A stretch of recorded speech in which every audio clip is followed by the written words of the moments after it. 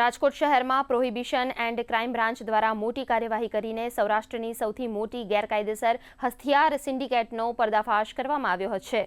પોલીસે 9 દિવસના ટૂંકા ગાળામાં સઘન ઝુંબેશ ચલાવીને આ નેટવર્ક સાથે જોડાયેલા કુલ 20 આરોપીઓની ધરપકડ કરી છે। આ કાર્યવાહી દરમિયાન આરોપીઓ પાસેથી 38 જેટલા ગેરકાયદેસર હથિયારોનો મોટો જથ્થો જપ્ત કરવામાં આવ્યો છે।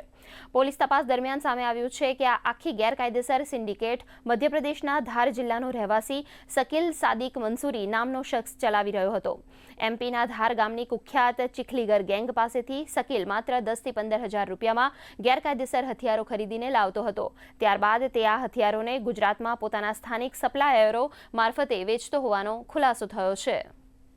इसमें एक हेड कांस्टेबल कुलदीप सिंह, विजय भाई और युवराज सिंह, इनको बातमी मिली कि एक शकील नाम का आदमी है जो एमपी से हथियार लाके पूरे सौराष्ट्र में प्रोवाइड कर रहा है। शकील को अरेस्ट करने के बाद लगभग शकील के पास से 5 वेपन मिले थे और शकील को इंट्रोगेशन करने के बाद पूछपरछ करने के बाद ये पता चला था कि एक दर्शन उर्फे गावस्कर जो चोटीला का रहवासी है, जयसुख भाई, प्रदीप भाई जो लगभग सुरेंद्रनगर के रहवासी हैं, इनके द्वारा अलग अलग लोगों को वेपन दिए गए थे और पीसीबी की टीम को, राजकोट शहर पुलिस की टीम को 38 वेपन और 32 कार्ट्रिजेस कब्जे करने में बड़ी सफलता मिली हुई है और टोटल 20 आरोपी शहर टीम द्वारा अरेस्ट किया गया है।